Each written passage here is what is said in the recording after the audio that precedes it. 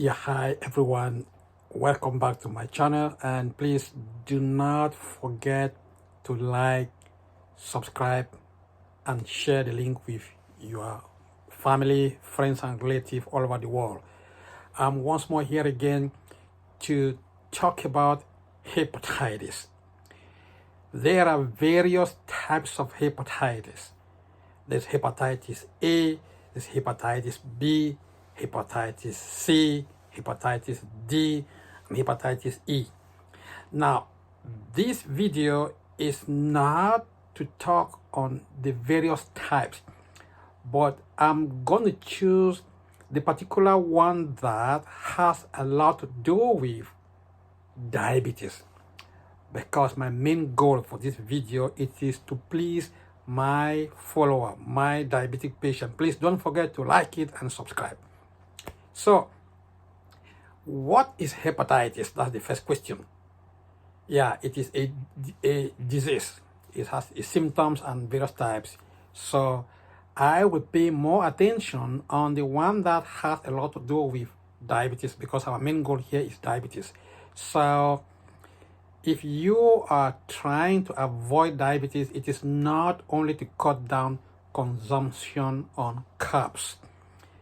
It also has a lot to do with medical conditions and also some medication. So get it clean and clear here. You can also develop diabetes due to medications.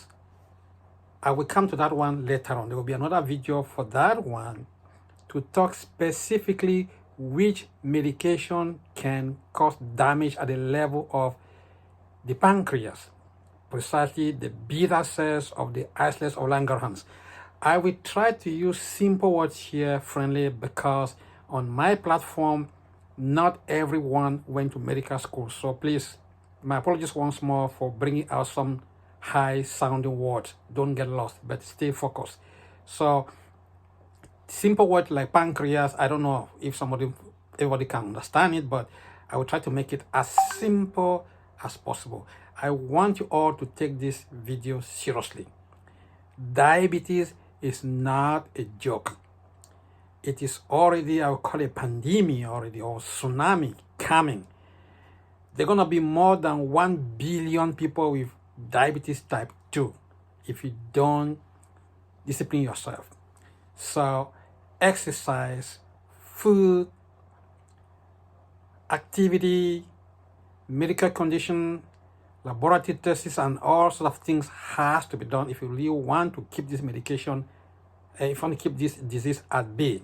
That's keep it away from you. So, is hepatitis linked to diabetes? Is there any nexus? The answer is yes. Now, but which of the hepatitis? As I said before, there are 5. So which of the 5? The straight answer is C. That is straightforward. And now, why hepatitis C? Now, we need to look at what we call target organs. The target organs here is the liver.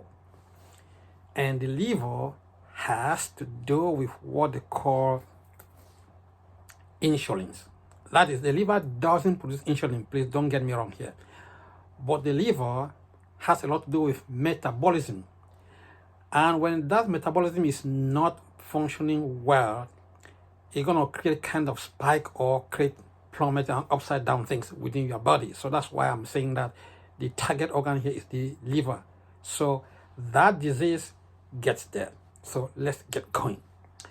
When a person eats carbohydrates, the body converts them into glucose. So there's kind of breakdown here. Your food breaks down to glucose. The glucose enters the bloodstream. There you go. Awesome. Increased amount of glucose in the bloodstream then triggers release of insulin from the pancreas. So you see how the system is going. So when you take your carbs, it breaks down to glucose. That glucose now is high in the blood, and that triggers insulin to be secreted in the blood to bring it down to normal. So that's what is going on here. Now, this insulin, where is it coming from? From the pancreas. The pancreas now has the beta cell responsible for that. So increased amount of glucose in the bloodstream then trigger the release of insulin from the pancreas. This insulin now then helps cells absorb the glucose and use them as energy. We all need energy, like it or not. Even if you are sleeping, you need energy. Even if you are dancing, you are jumping, we need the energy, and it must come from somewhere. We gotta eat. So watch out what you eat, and also the quantity and the frequency. I'm not saying that you should starve yourself, because starvation also can create situation that you won't believe it. I will call it, I will talk about that one later on, how starvation can cause diabetes also. So you see, we need to find a common ground here. Now, if there is more glucose in the blood than the blood currently needs, it gets stored for later use by the liver.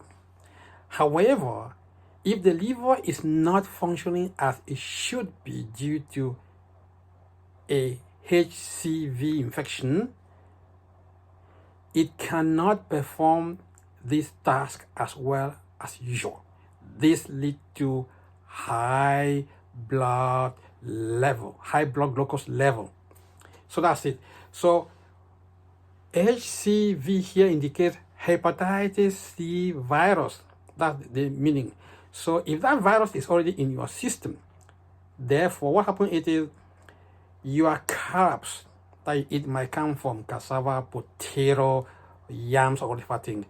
It builds up along the line. And that's why you end up now going to hospital and the doctor tells you, hey, mom, you've got high blood sugar.